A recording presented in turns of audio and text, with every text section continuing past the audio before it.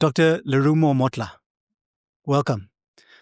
What's your favorite thing about being a surgeon, Doc? Okay, thank you. We're diving right in. Yeah, no, I like it. No, thanks very much, Josh, for invitation to come here. So it's really an honor for me to partake in your podcast. So I really appreciate that the opportunity that you have given me. So surgery, is a very tough one.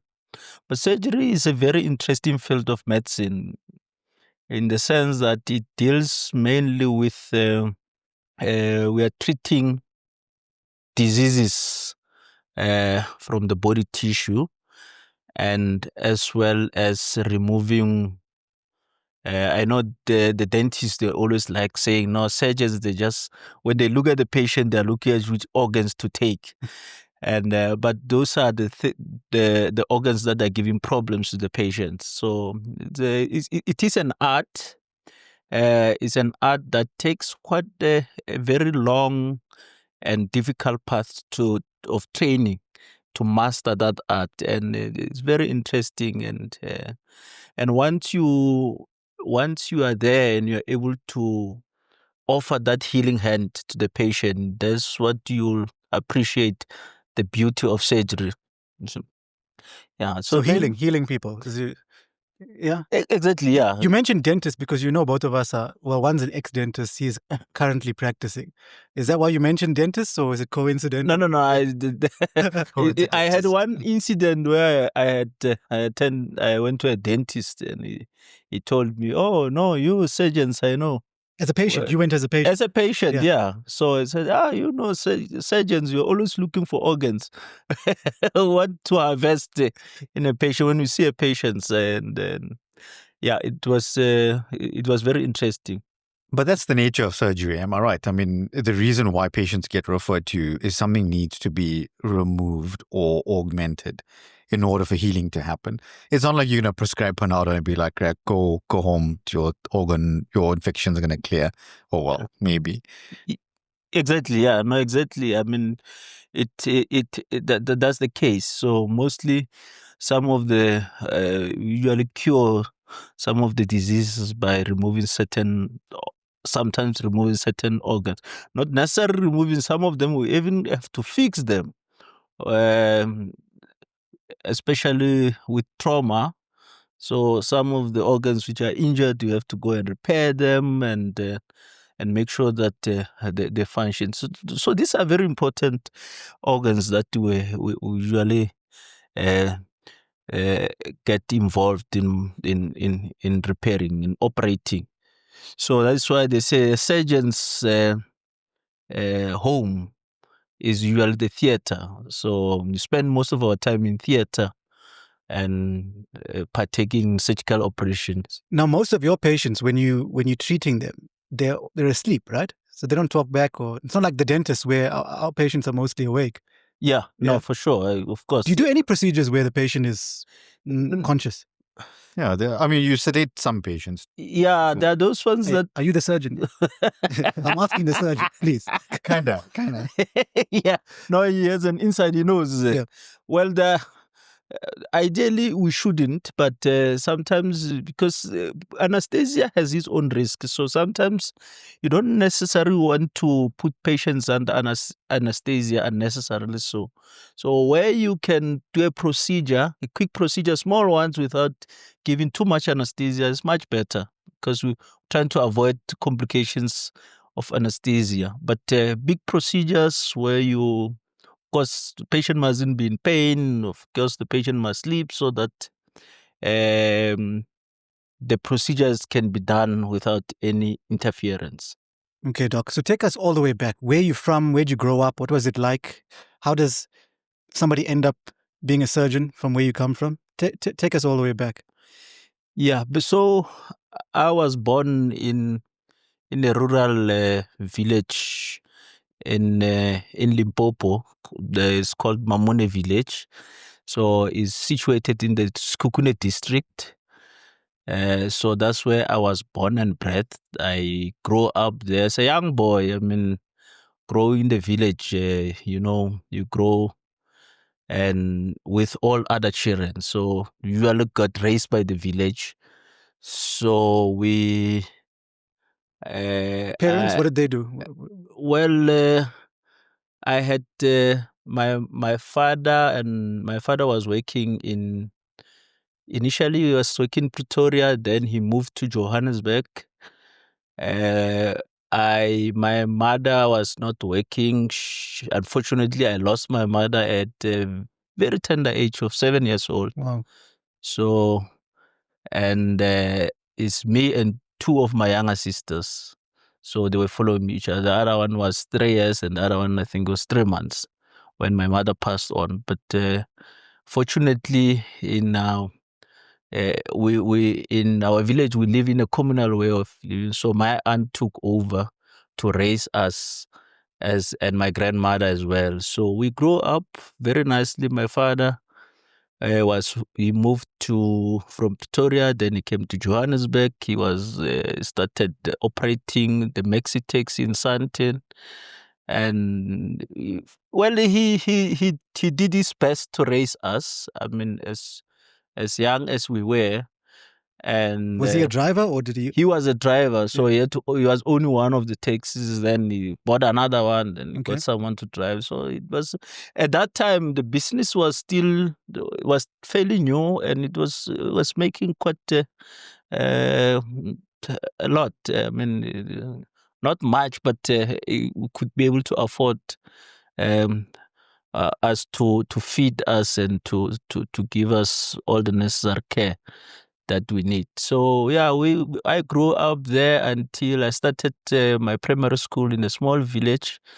There called Sukwati Primary School, and I did that one was sub A, B, then you go to standard one. I think the the arrangements now have changed. Yeah.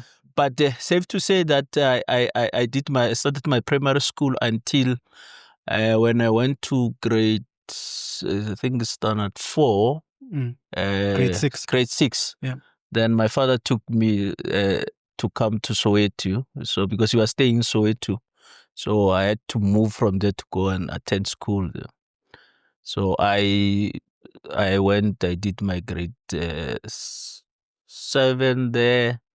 Then I went to high school. So hold on, wait. From Limpopo to Joburg. To Joburg, That's yes. a big. Is that not a big adjustment or change? Very for you? big, very big Yeah. adjustment. Yeah. But I think the condition at that time warranted him to do that, because he was just looking at the quality of education you receive that side and compared to this side. I'm not saying that they've got bad school, but sometimes it's very difficult, especially when he's far away from the children, is not able to monitor what is happening. And he, to be very honest, one man was passionate about education of his children, and he wanted the best for us, me and my sisters, my little sisters. So initially my sister went first, so I had to follow her.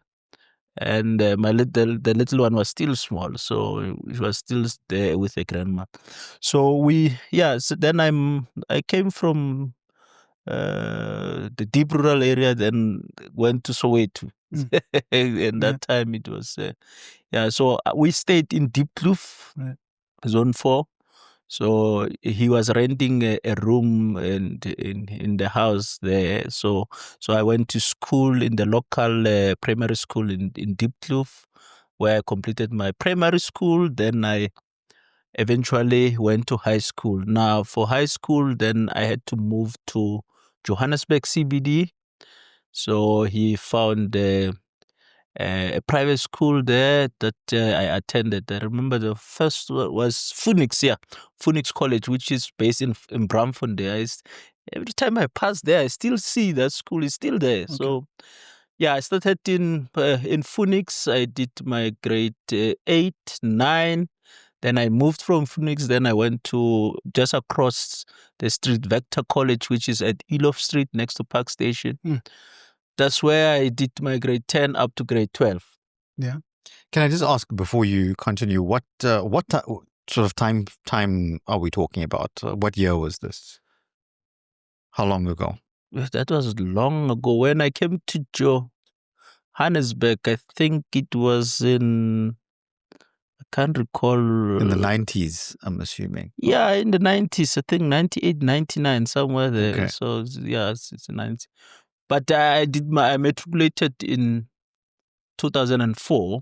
Okay. So that's the one that I can accurately record. So if you have to calculate moving backwards, then you will have an idea of what time was that. So now something very interesting happened, because we see when I was in matric in Vector, there was a teacher. He was a deputy principal. His name was Mr. Ndlovu.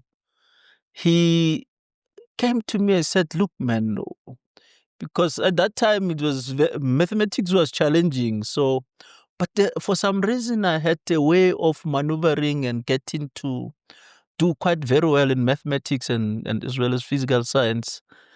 Then he said to me, he said, "Look, man, why?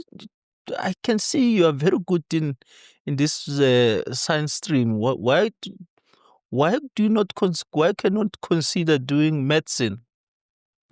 It's like, okay, medicine. Well, at that time, I wanted to to do chemical engineering. You see, wanted to get to chemical engineering. Why was that? Did you have any exposure to it? Not really an exposure, but I just felt very interesting. Found it to be very interesting to That's mix very unique. chemical and doing things. Of all the engineering that there is, chemicals are probably not the favored one. Yeah, He's biased because he studied mechanical engineering. Oh, okay. No, maybe. But there is like a preconception even from within the engineers that the chemical engineers are our cousins are chemical engineers. They're not gonna like the statement. It's the orthopedics of surgery. Oh. Then I understand. But anyway, I think every field, the people who are in that field, they will always feel that theirs is very important, you see. But yeah, so I was like, okay, medicine is not too bad, but I wasn't really much interested. Now, until what happened is that one of our teacher, her name is Miss Gloria Mudise, she left to go to Medunsa to do, it was then Medunsa that time in 2013. In 2003 to go and study medicine. She was an old teacher. She did teach. She left. Then she went there, and when she would usually come back and to give us some part-time teaching, and she was teaching us mathematics. And she said to me, no, it's nice there. Medicine is good. It's interesting. And hold on. So she's a teacher. She went and did medicine and came back to teach you guys. No, she used to come part-time. Oh, that's cool. Yeah. So after she was qualified as a doctor? No. Yeah. She was started. Oh. So usually what happens is that when you start first year, they credit you some of the courses. Okay. You don't have to. Yeah. You don't really have much of work to do. I get you. Yeah. So she had lots of time to come back and. Well, that's nice of her to come back and of course inspire others. Maybe. Yeah. She came and inspired. Then Gloria, what's her surname? Mudise. Okay. Yeah. So she inspired me. Then I was like, okay, no, with those marks that I had for my final grade 11, so I should be able to make it without any problems into the selection for medicine at Medunsa. Initially, I applied at Wits. Then, but you see, for some reason, I was like tired of Johannesburg. Man, it was just too busy for me. I needed a new environment, you know. What did your dad want? My dad, he wasn't really too much strict. He just said, look, if that's what you like and you think you can do it, yeah, just go for it. Okay. Because Mr. Ndlovu even spoke to my father before before he spoke to me. He said, look, this child, we'll have to put a nice, close eye on him. Let's see how he progresses. And he was very impressed, I must say. Then for some reason, okay, then I because she, Gloria Mujisa, she was, she will come and inspires me, and she is like, I'll have to follow wherever you went to. Then there I put an application to study at Medunsa. That was in 2004 when the results came. We submitted the final mark. Then I got selected.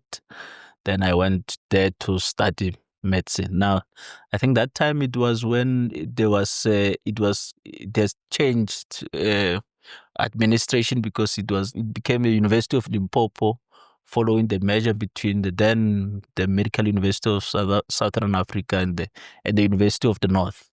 So I started my first year, and one thing that was much great about this is because she was in front of me, at class ahead of me. So obvious, she will always provide me with guidance as I come along to say, oh, this first year, these are the challenging courses that you need to look into, and this is how you get around it. And I had a smooth path, through the. So Ms. Modise was your mentor and guide along the way. That's cool. For sure, yeah. From teacher to... And it's very interesting. Medicine it's not by any means easy to study, and she still had... You can imagine, to be a teacher part-time, yeah. Exactly, yeah, you can imagine. But obviously once she passed first year, then second year, now she has to be full-time. She had to resign as a teacher. But I think also the reason why she could not leave completely, because she also needed a source of income. It was a source of income for her to sustain herself. So, yeah, so it was a... Well, speaking of that, did you pay for your studies, or how did that work? No. We got, fortunately, I got the bursary from Limpopo province. So because of your top marks, yeah, exactly, yeah. So they used to give bursaries to top achieving, and also... are there any strings attached to that? Of course, there will always be strings. What's the strings? The catch. But you see, you will never think about it at that time, because you just want to go to school. So, exactly. So what's the catch? The catch is that once you are done, then you can't choose where you must work. You must go back to the province and serve the province for a specific number, for the equal number of years that they have sponsored you.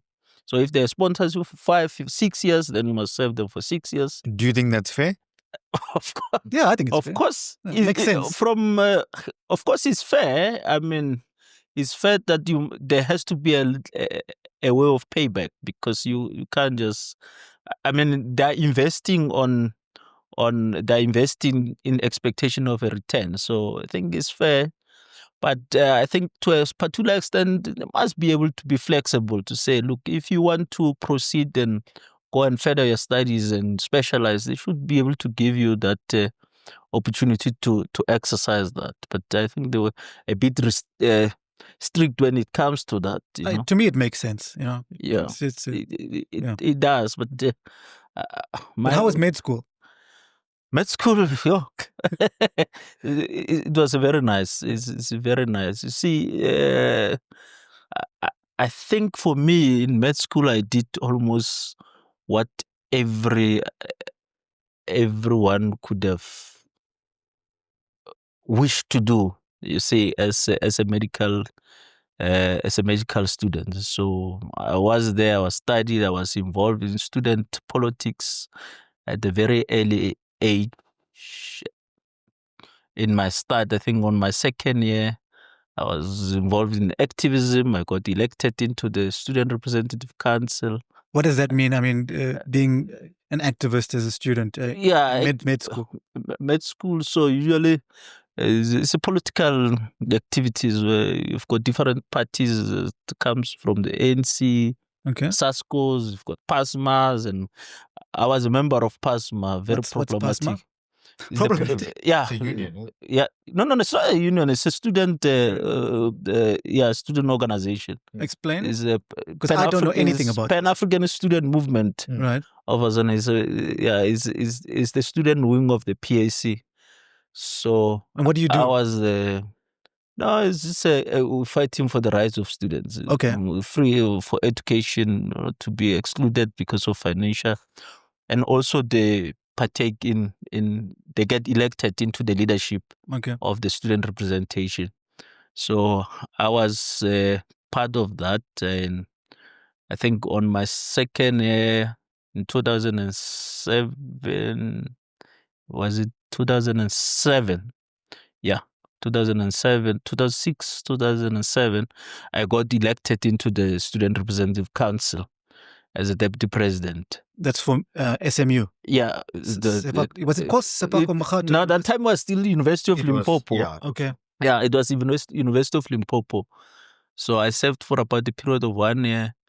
And you see, the thing about it, it was a bit challenging because you see, when you serve in the SRC, it takes much of your time, and you find yourself in a situation whereby you no longer focus much on your studies. You're focusing much on the office work and all this.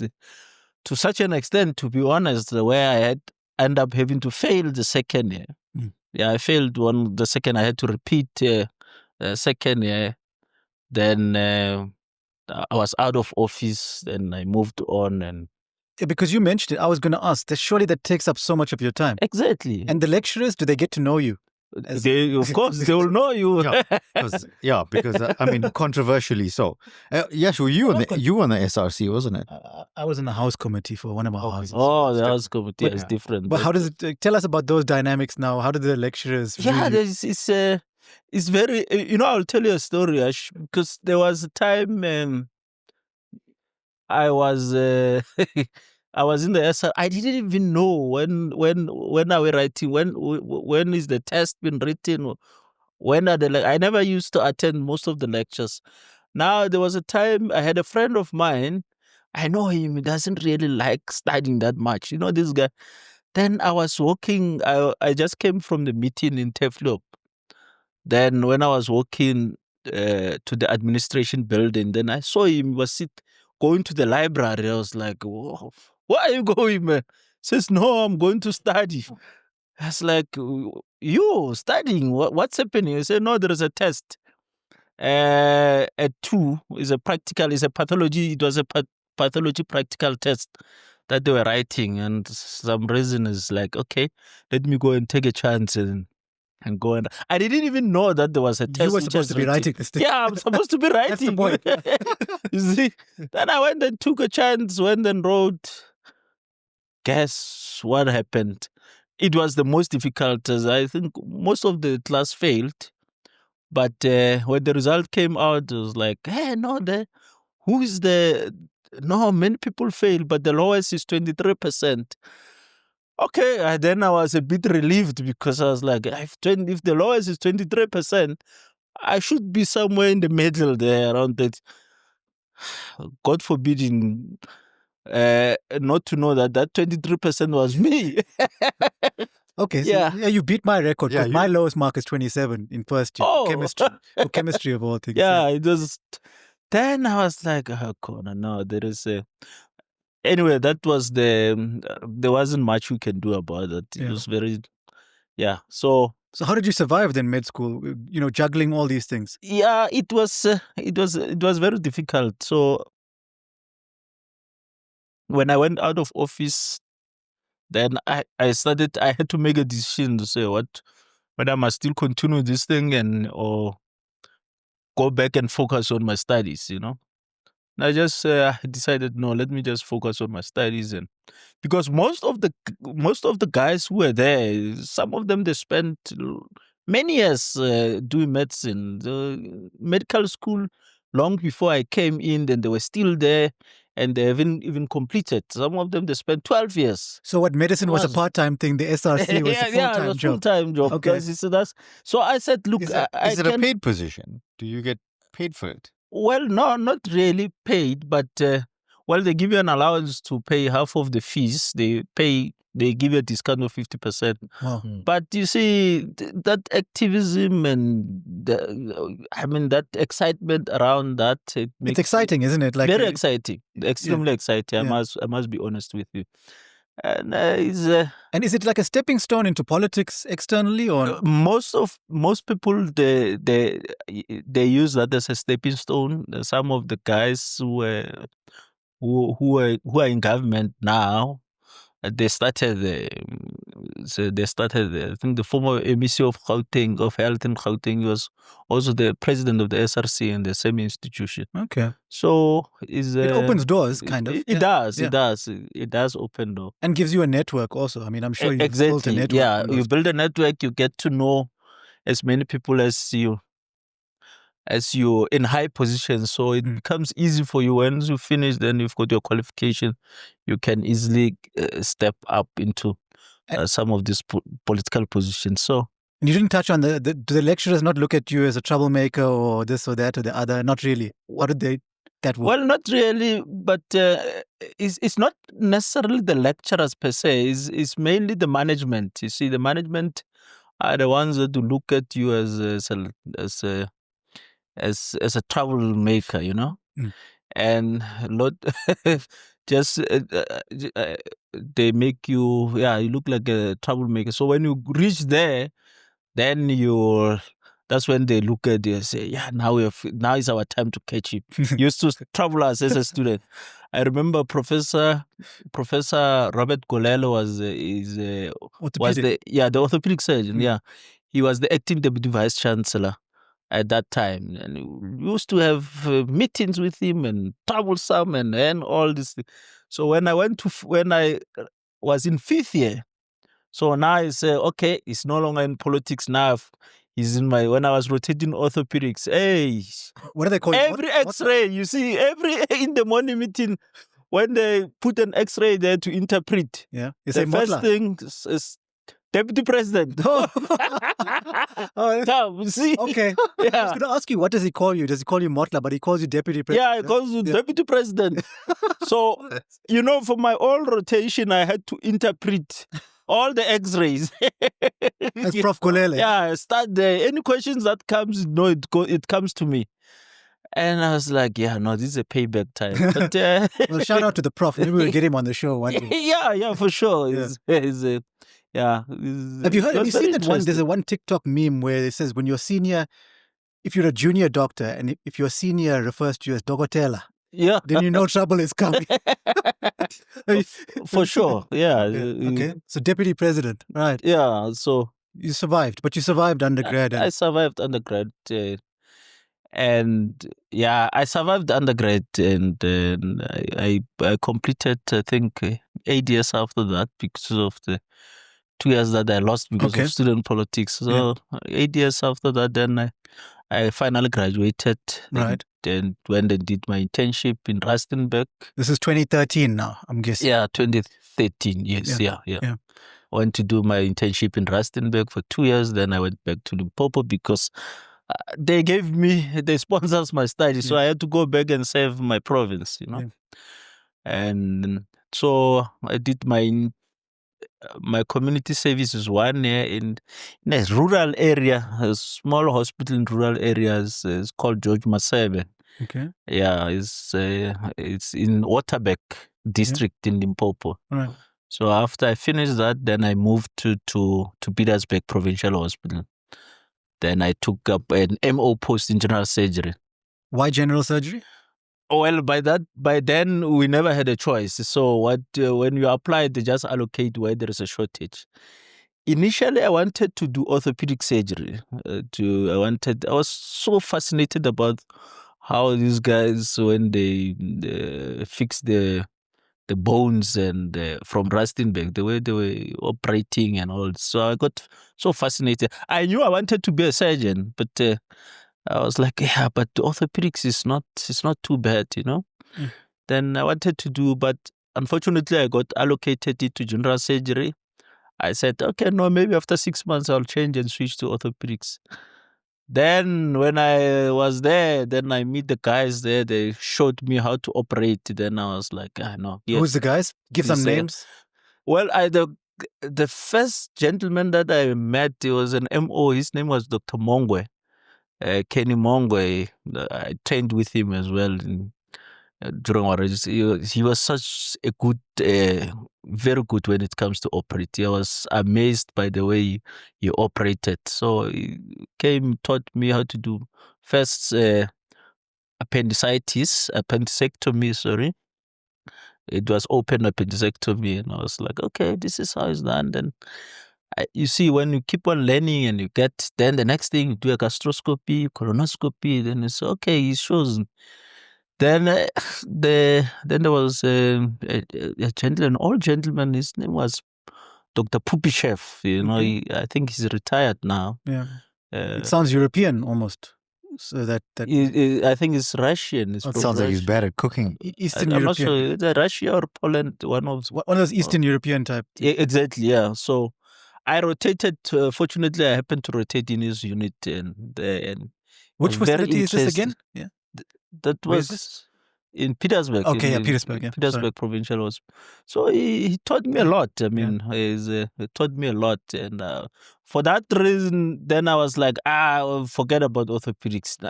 He showed you the light. Yeah, he showed me the light. So how does it work, if I can ask, in like a rural setup like that? Because it's not an academic post. So they're just MOs and then immediately consultants. There's no regs or anything like that. Well, there were no regs that time. It's just MO and consultant. So for the medical officer, consultant, then you just learn.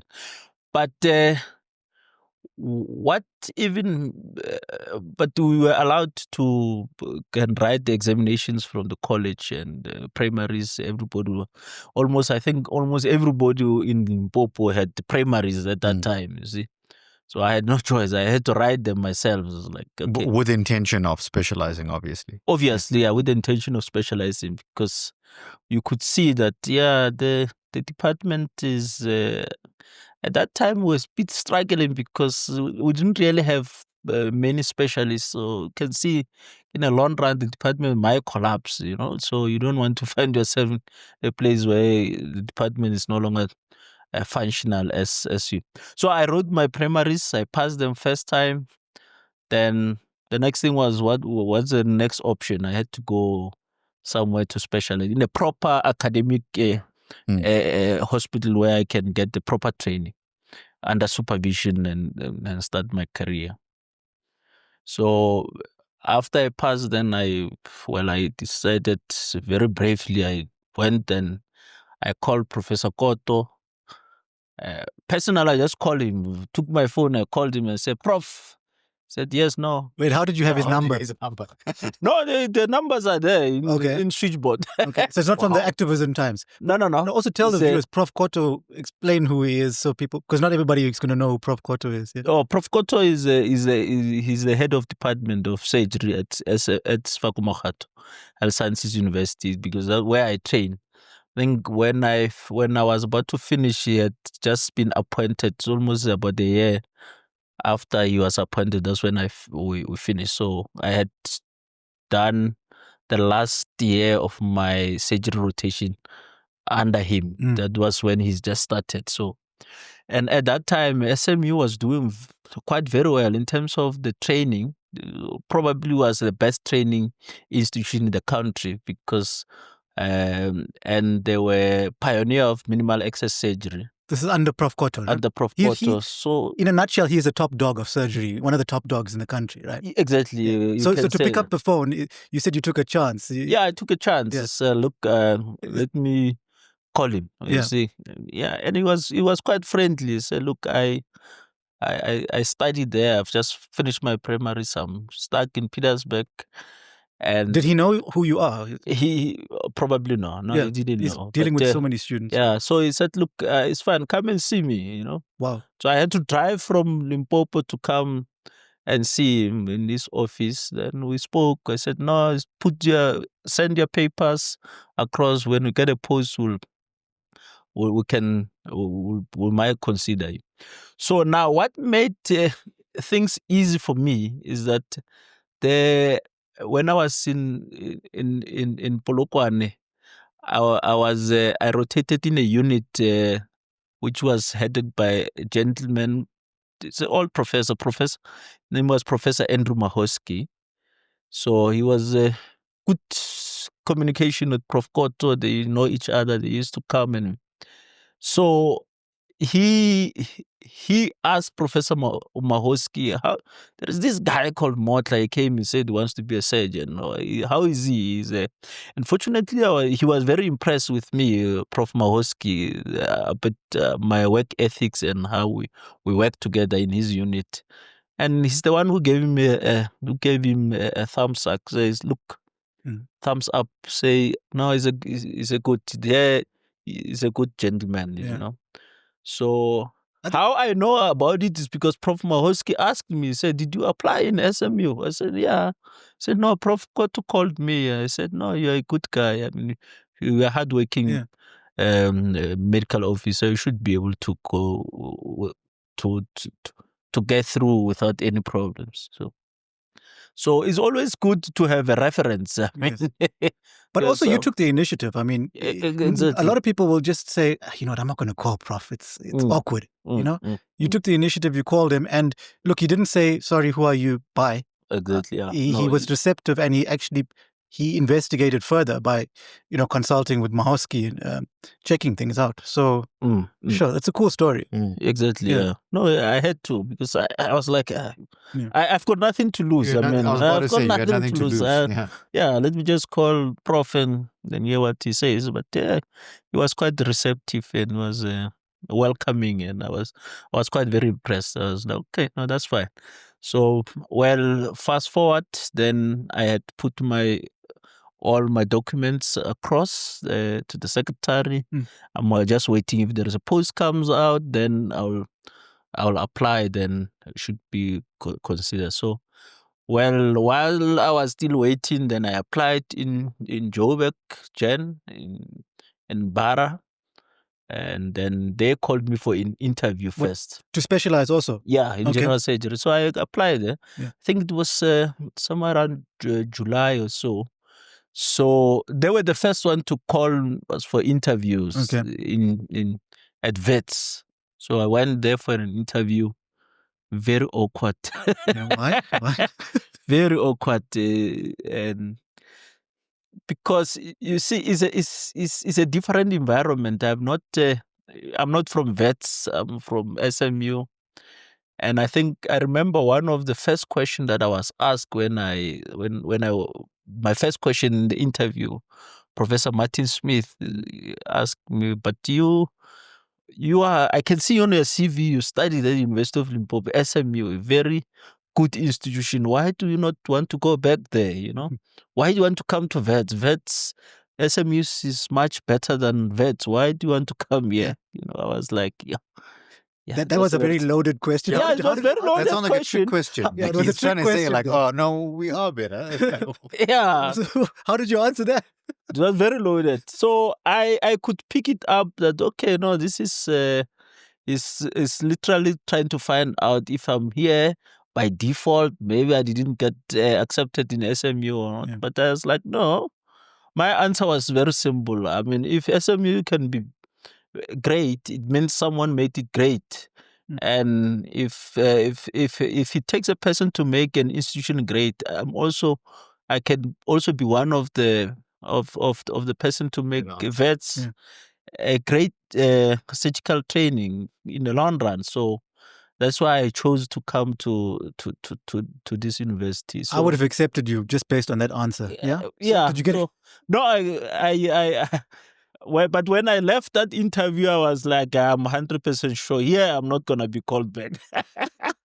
I was like, no, here probably I did the worst than everybody. But surprisingly, I was called for a job. You see, it was that answer. Yeah. I was called, then I went to... now, prior being called, they also called me for interviews in SMU, George Mukari. So I went there also as well and went for interviews, and it went well. So I was still waiting for response from Bosa. Whoever comes first, I can decline. So I took the Wits post. I think it was I started in October. Yeah, October 2016. Okay. So they posted me in Klerksdorp. First month, I was miserable because it was very far from I didn't know anyone. It was very far. It was like, okay, so 1 month went, then November, then they called me in SMU. They say, okay, now you've got a post. I immediately put my resignation. What? I'm telling you. No hesitation, nothing. Hardly 2 months. Was it not awkward? It was, but I was like, no, I cannot afford to lose an opportunity to go and train in SMU. That's where the pioneer of minimal access surgery is. So, and I mean, nobody blamed me. Even the consultants who I was working under, they told me, look, if you got a job in SMU, you take it, man. You cannot not afford to go there. You see, because they knew what is at stake there. The academic program was superb, and the training it was great. So it's like you joined Man United and then Real Madrid called you 2 months later, and then you were yeah, I don't know if it's to use like soccer Arsenal. To put it in soccer terms. Exactly, yeah. So what do? You had to go, and so nobody had any.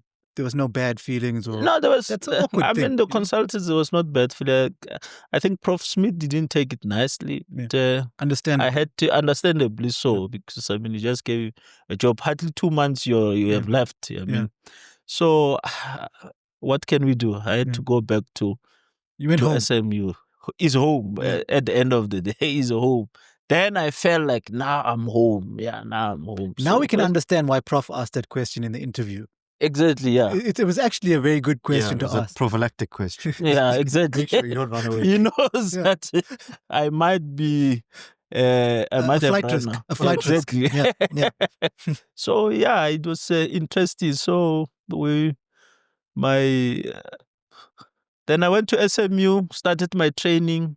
It went sailing very smooth. We wrote our intermediates. It went well. We passed and even wrote our final. And so I finished my training record time. Yeah. Then because there's no student activism also disturbing you there. There was you were focused. The program is tough. Let that happen. There is tough. That program in What's that, it like? Is it like that military? place. Yeah. Yeah, it's like a military. I don't know how to. It's very tough. It's very tough. There is no time to play there. Look, the listeners won't be able to see the glint in your eye. You're saying it's tough, but you're saying it with an expression of fond memory. Like, it was good tough. I don't know if I'm reading your body language correctly, but no, it was nostalgic about it. Like, at the end of the day, it was good because you'll see it in hindsight once you start practicing outside as an independent surgeon, that the toughness that you got during your training, it places you where you are now, where you are very much competitive. You can outlast your colleagues from other institutions. So, and the care that you give to your patients, I mean, it's very amazing. And you see it all because of the toughness in the training that you received in the institution. So it wasn't an easy one, very tough, and you will see it later when you practice. It prepared you for exactly for a tough world out there.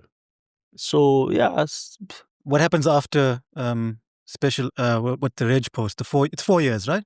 Yeah, it's actually 5 years. 5, okay. Yeah, but I think we wrote in literally 3.5 years. Of our reg post. So the other 1.5 year we've just finished doing research and doing But within 3.5 years we had wrote our exams and we're done. So is that where you met our family member, which is my cousin and his sister and our previous guest, Tegesha? Tegesha, I think Tegesha we started together on the same day. So when we started, I think it was we're in the same cohort when we started our reg post in SMU. I think how many were we? Were 4. I think it was me, Tegesha, Matlala. Who's the 4th one? I'm missing someone. But mainly the three of us, we started together. It was, and I'll throw you under the bus and ask you, what was your first impression of Tigesha? Did you think she was like the tea auntie or? No, for the listeners, she's very short. No. I met her in the interviews in Joburg for the first time. Yeah, I think she was following me or she was just in front of me. And she told me, no. So when I saw you in Joburg, I was like, who is this guy? What is he doing? It's even, yeah, so we went to the same interview. And also I met her again in SMU when we went for the second interviews. And surprisingly, when I saw her, she's starting with us in SMU, I was like, okay.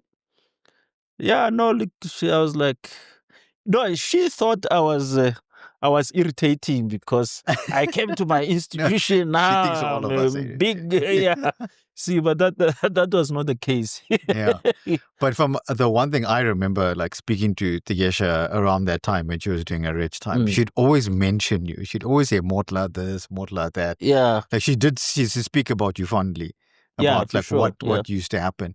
So how was it working with her? No, it was great. I think she played a very great role in my study life because we used to study together in most of the time, and even when you are a rich, obviously you need to have someone that you can share ideas with, you can study together, you can ask each other questions, and that's part of training. See? So I think it went very well with her. She's very intelligent, I must be honest with you. So I was not even surprised where she almost got a medal in our exams. Almost, but to get a medal. It's just that we're sabotaged by the technology because the electricity went off, all the computers went off. When they have to restart it was almost time up, Yeah. Yeah. But we did work very nicely, and most of the time, most of the rotation we did together, and it was okay. I think the takeaway for me from this story is that rich time is you're not an island, right? Of course, you need to be working together with people, even though everybody has to write their own exam. Exactly, yeah. Yeah, you need to work together. Yes, exactly. Okay. You can, because it's a lot of you. Because remember, when we are there, I can learn something from you. You learn something from teach you something. You teach me something. Yeah. So that's how the process of learning happens.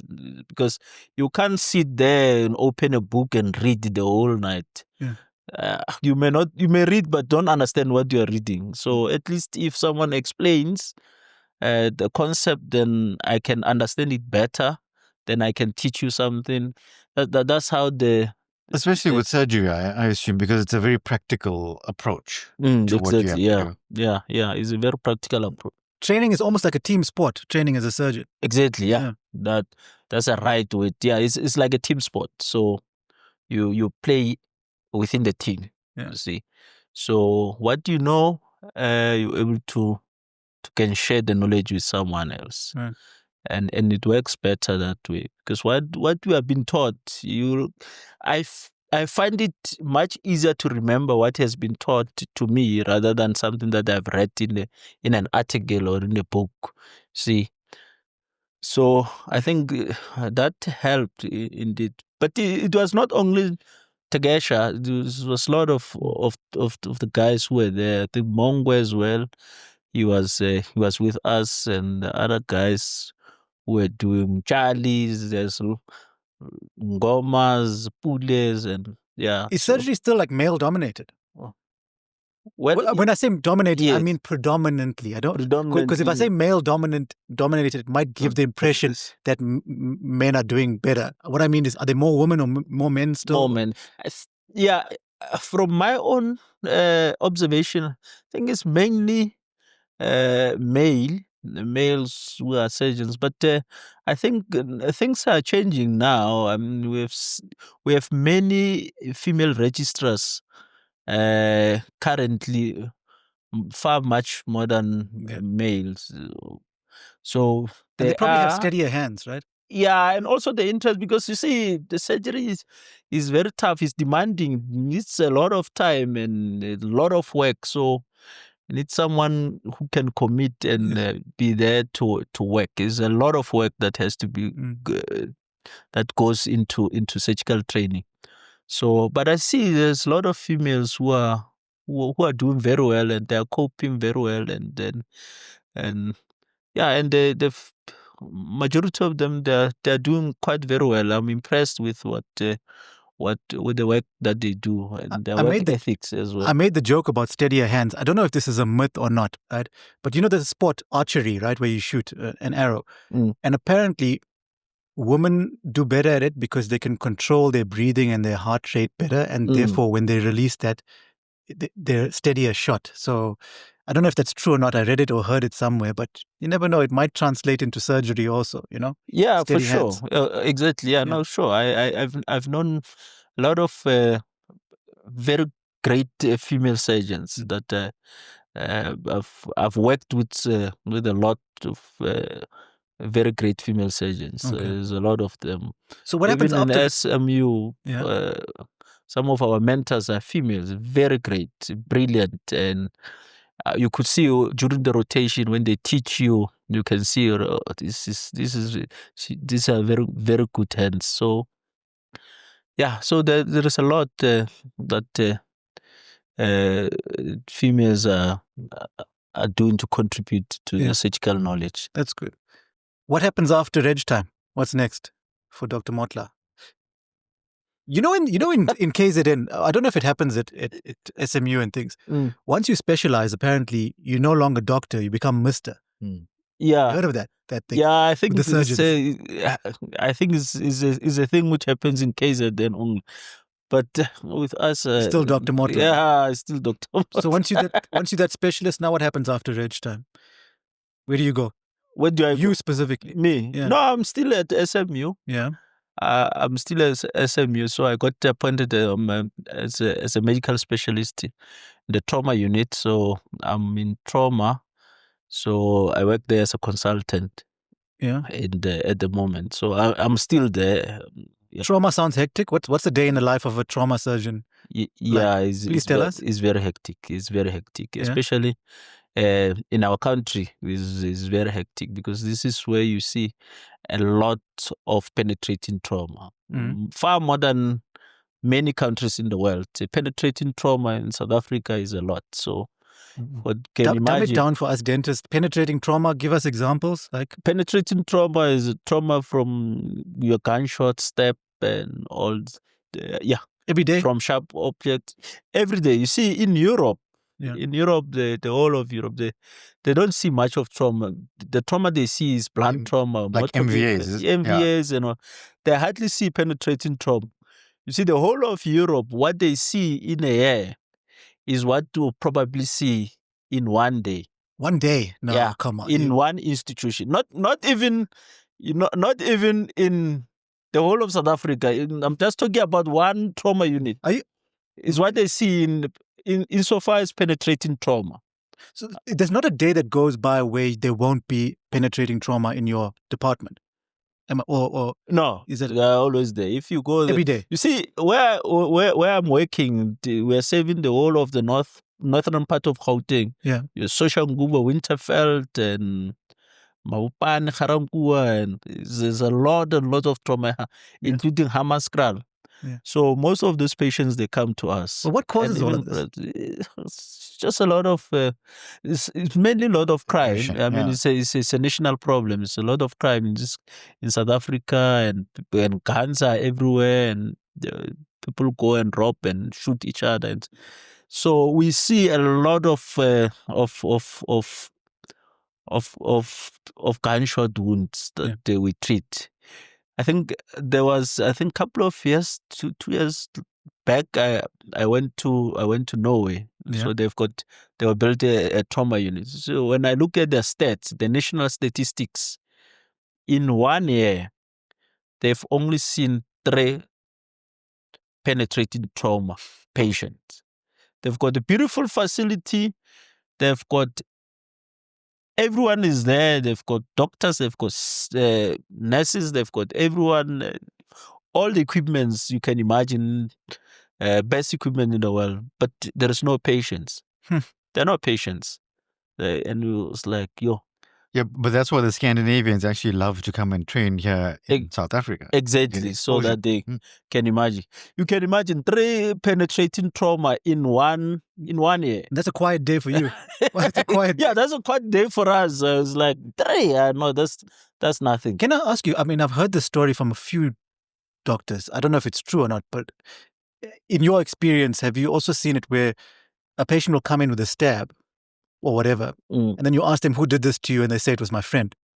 Yeah, they do. You see, the trauma patients, you mustn't believe them. They will always tell you different stories. So they are never truthful most of the time. So yeah. Okay, so it's not really their friend that's stabbing them, but sometimes it can be. It can be. There's a lot. I've seen someone got stabbed by his brother, half brother. There's a lot of stories. Is there always alcohol involved? Or? Yeah, that was my mainly, yeah. Alcohol does contribute. And I'll tell you the reason why. Because during COVID, there was a time where there was a lockdown. There was no alcohol which is being sold. I can tell you, we hardly had patients. There was a time we spent about 3 days without admitting anyone. Scandinavia. You see? So I can attribute that to alcohol to a certain extent, but sometimes, but mainly it's mainly crime, you know? It's mainly crime.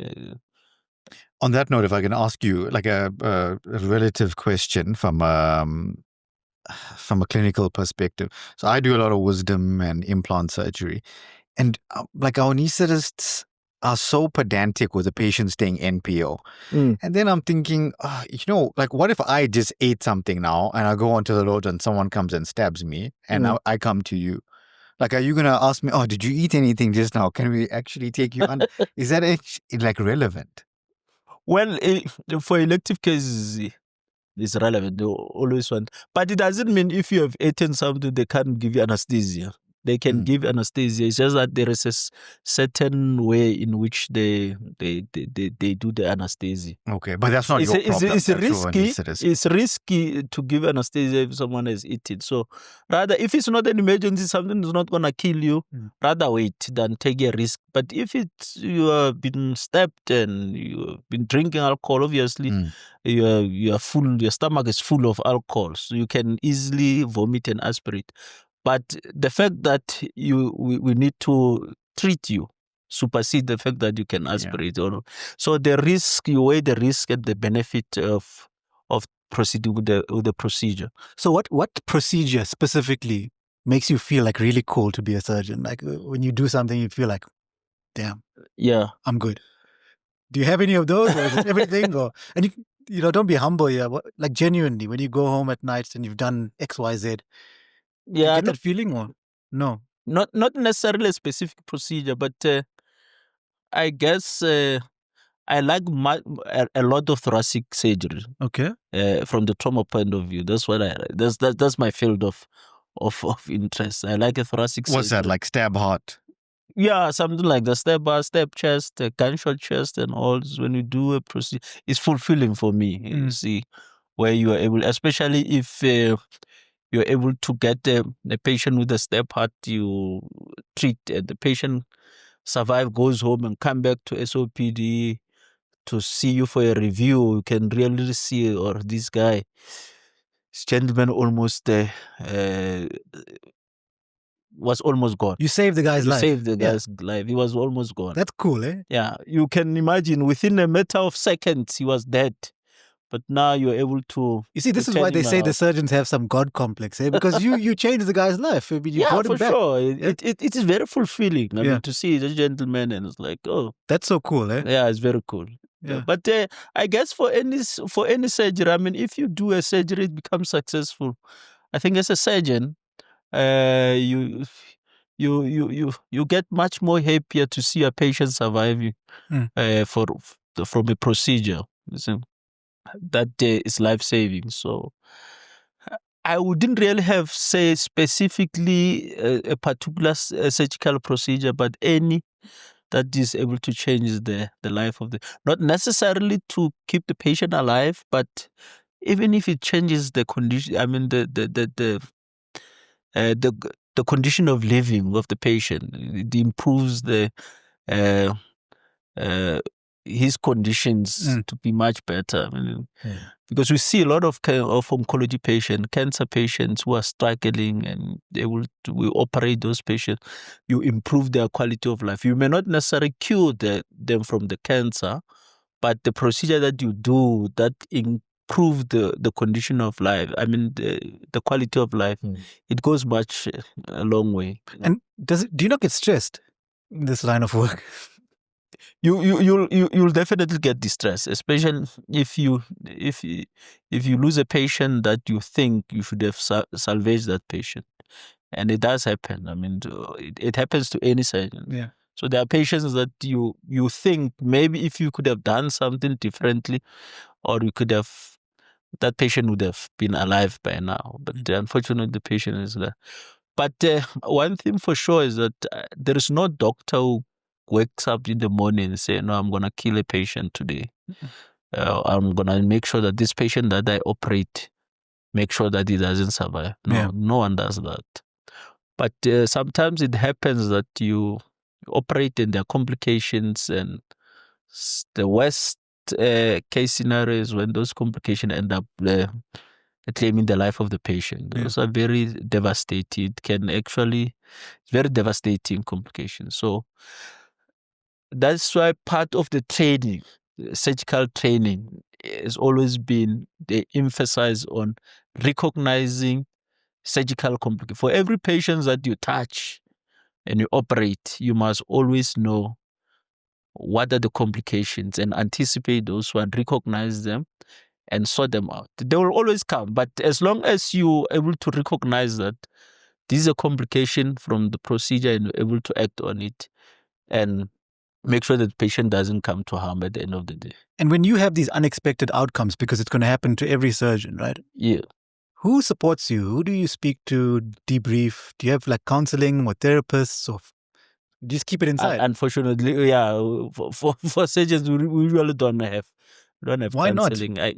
Yeah, you're right. Actually, it's one thing that we really need, but unfortunately, yeah, we really need to have counseling because we go through a lot. People think, no, these are surgeons.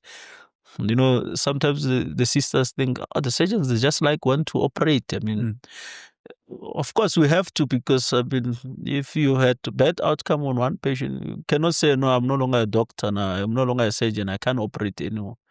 There are still a lot of patients who need your services, you see. Then you can't pack your bag and say, okay, I'm going. But can't you guys start something at the hospital where you have like you debrief after something? We do, we do. I mean, especially if you had the case that end up with bad outcomes. So we'll sit around and debrief and talk about it. But I think he's asking from a psychologically support system. Because what is that, the mortality and morbidity meetings? No. As part of the team, for that one is separate. That's for quality assurance purposes from the hospital to say, how can we improve from whatever? That's a mortality and morbidity. But within the team which was involved with the management of that patient, you sit around to say, look,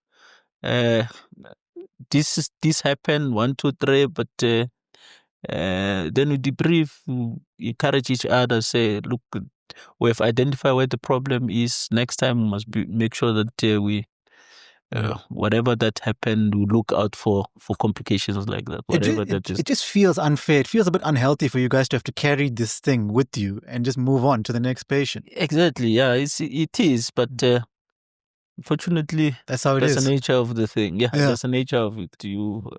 Maybe in 20 years' time, it'll be different and we'll... Yeah, hopefully so, we'll have the luxury of those kind of things, because I guess you guys are also really busy. Like patients are there. I mean, you say exactly, patients are...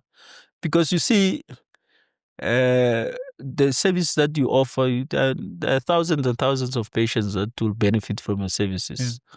So you can't say, no, I'm packing my bags, I'm no longer into this business of surgery anymore. When a patient demises, do you have to go and speak to the family and explain things? We do. Do they train you on that? How to do it? Well, it's not part of the curriculum for for registrar training, but or any training, even undergrad. I think an undergrad was there. I think during the third year there was like 2 lectures. Family medicine, part of family medicine where there's breaking bad news, debriefing and all those. Yeah, it was there.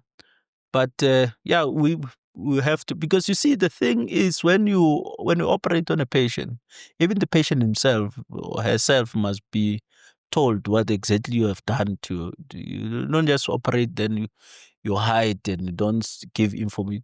Disclose all the full information. If there was a complication, you must be honest. You see, honest with the patient, because sometimes you see, it doesn't help to give half information to the patient. Say, maybe this, you disclose. Tell the patient this is what was done, these are the complications which happened, and this is how we manage the complications. So you must try by all means to be as honest as possible and open to the patient. Even the family members do the same thing. And in that way, I feel like it will also relieve you as an individual. Say, I've told the truth to the patient, I've told the truth to the family members. But it's a difficult conversation to have, eh? It's very, I can't imagine it. I can't imagine it yet. Yeah. Well, it's a difficult conversation, but it's something that has to be done. Yeah. At the end of the day. I get you. And it gives you much of a relief because you have told the patient exactly what happens, what transpired. You see? So what do you do to de-stress? What do you do for fun? Me? Tell us the more personal, Motla, non-professional side. What do you do for fun? Well, weekends. Don't tell me operate, please. Something else. Any hobbies? That's a hobby of a surgeon. Yeah. You find yourself in theater. Yeah, because you said like theaters where you guys live. Yeah, like you here now? Who's operating?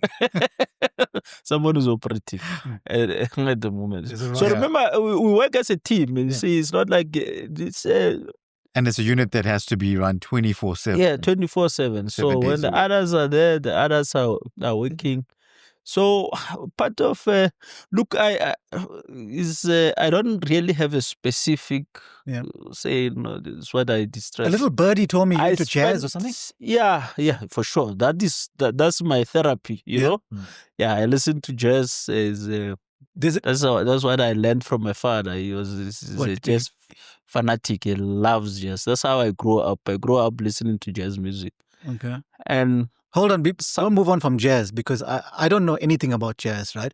But there is something on YouTube that I watch quite often. It's called Tiny Desk Concert. Have you ever heard of it? A Tiny Desk Concert is basically they get like famous people, and it's in like an office setting. It looks like a library, like a library / office, right? And the guests perform there, and they call it a Tiny Desk Concert because it's like that. But anyway, what happened is last night. And you probably know this person. I'd never heard of them. The name is Nduduzo Makatini. Makatini, yes. So he was featured on Tiny Desk. You must go watch it. Came out last night. Oh, okay. So I watched it for the first time, and it was awesome. The guy is like, it's art almost. It's so eccentric and eclectic and all that stuff. And it was such a coincidence because this birdie told me that you're into jazz. So I said, I must tell you to go watch that. No, definitely. Yeah. Do you play and stuff or? No, I don't play. I just listen to jazz. I just listen. I love jazz music. Cigar and whiskey and jazz lounge. Of course, yeah. Okay. They go hand in hand. You just, glass of whiskey there or cognac and sit in the lounge there and listen to jazz and reflect on your life. But moreover, I mean, I spent most of my quality time with my family and my wife and my children and How many kids? I've got now you it lost count. Wow. Right, putting me in the corner. So I think I can say safe to say I can say 3 for now. Okay. Yeah. And counting. And counting. And if they come to you... say for now. Yeah, what else? Anything else? So it's family and jazz. Family, jazz and theatre, but operating theatre. Operating theatre for sure. Yeah, operating theatre. Yeah, so... no regrets of Chem Eng? You didn't do the Chem Eng? No regrets. I think so far. Didn't feel like you wasted your brain on medicine? Medicine, no. Not really. No regrets at all. It's fulfilling. It suits you. It's fulfilling. I mean, even the fact that I end up not doing orthopedic surgery, no regret at all. No regrets. I know I've got lots of friends who are orthopedic surgeons. I know they're great. They're fantastic. I've got nothing against orthopedic surgeons. Yeah, they're very good guys. Bone crushers. Yeah. But nobody wants to be a GP these days, or is that just?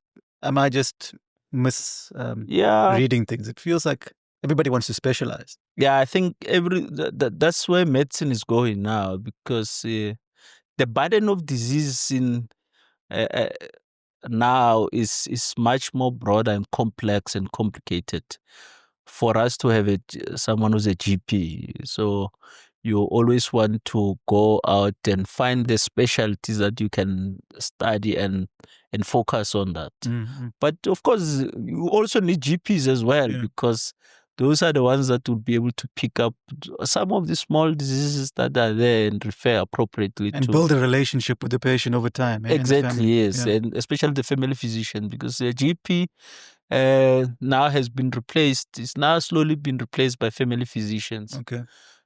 Because everyone wants to have a family physician that will treat the whole family. You see, everyone, they know we're going to this family physician is ours.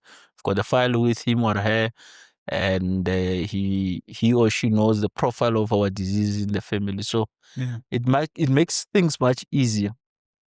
But it's just that the complexity of the disease currently is much more complex, and also the advancement of technology in treatment of patients it makes it very difficult for the GPs to maneuver in the industry. Okay.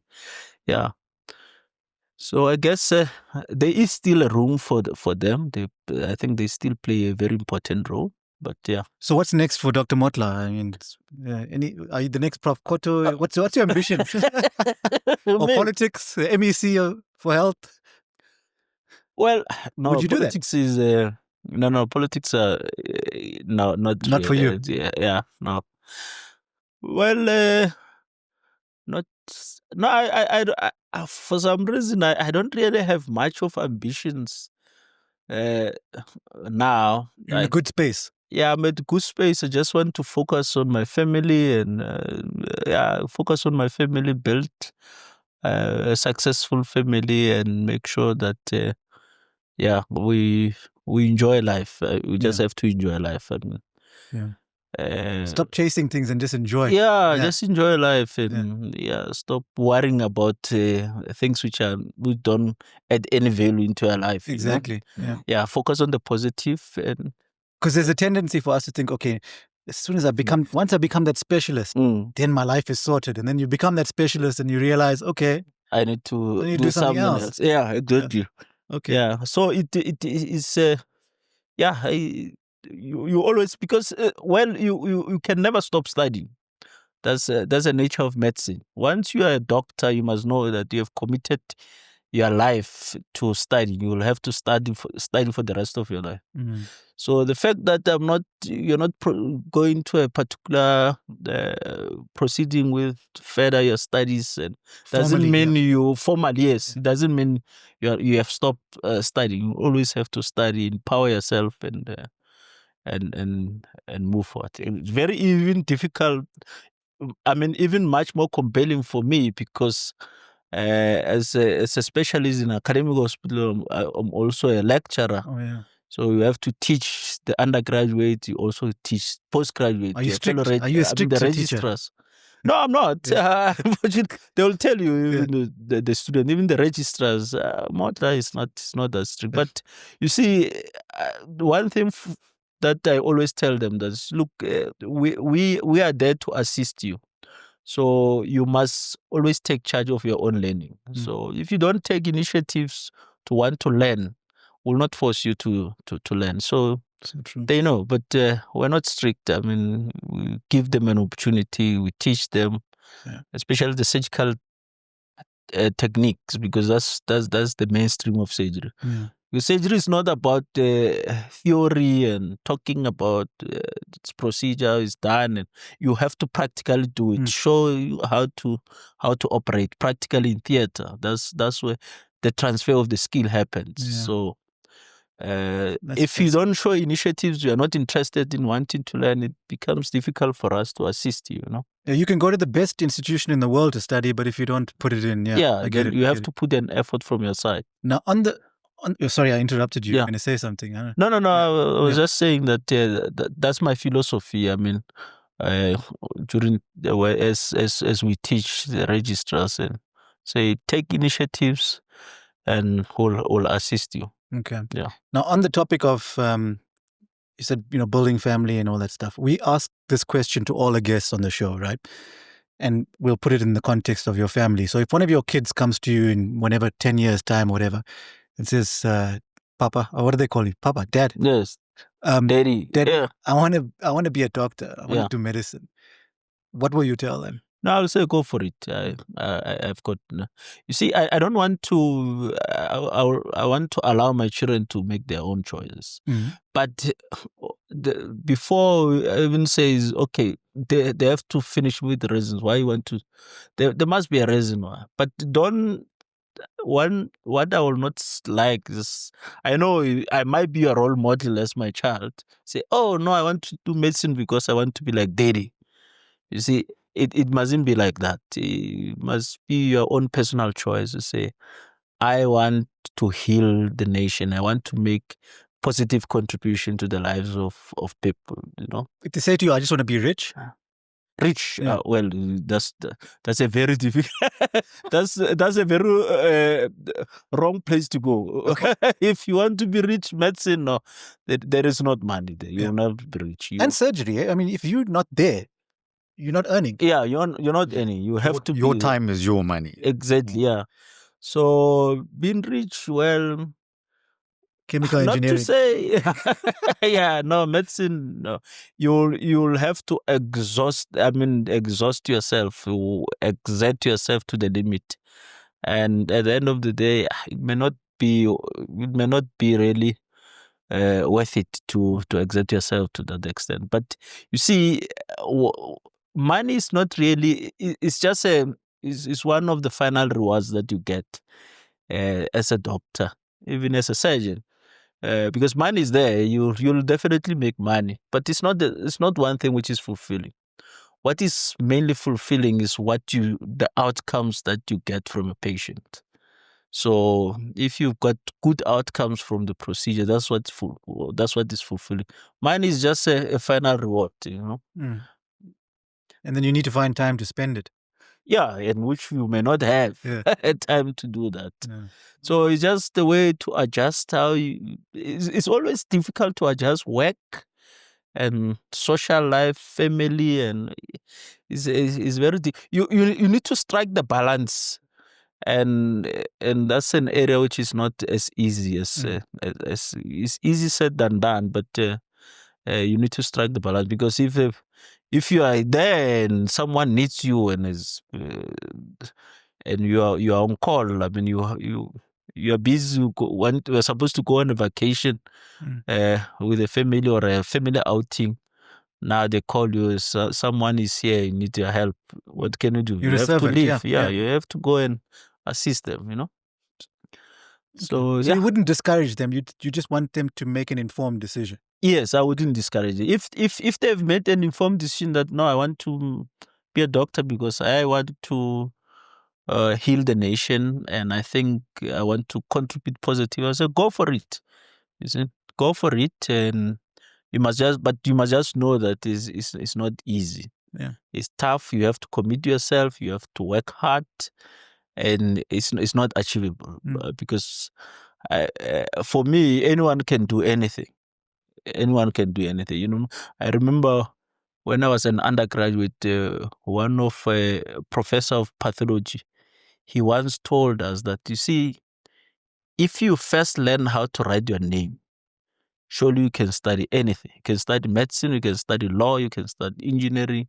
There is nothing that the fact that you are taught how to write your own name, then you can study anything. That's a good point. You Yeah. didn't know how to do it, and now you know how to do it. Yeah, you know how to do it. Then what is difficult for you to study medicine? What's difficult for you to study law? You can, you see.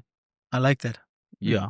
So those are the ways that stuck with me. I was like, no, I can be a surgeon. What is difficult about me? I learned how to write my name. I can be a surgeon. Exactly. See? Wow. Dr. Motla, that was a fascinating conversation. Anything from your side that we missed out that you want to talk about? Well, yeah, look, not much, but yeah, just to say thank you very much for. Oh no, thanks. The thanks goes to for you. inviting me. I really enjoyed this conversation. I really enjoyed. I think you two are doing a great job, and then I can only wish you the best, and hopefully things will fall into place. Yeah. Yeah. No, thanks, Doc. I think from me, I just want to say, if anything ever penetrates me, I think you'll be my first choice because that answer you gave, like when you went to Wits, that stuck out for me because when they asked you, there's another institution that's better, why are you not going there? And your answer was immediately to strive to be better, to make something better. So, and I think that is the nature of, what surgeons are. They want to do better constantly because it's a very tough environment you're in. You're always in adversity, dealing with a losing situation. Yeah. So I hope that you are my patient before I ever become your patient. But thank you so much for coming on our show, and we look forward to seeing what's coming up next. Yeah, thank you. Thank you so much. Thank you so much. Thank you so much, gentlemen. Sure.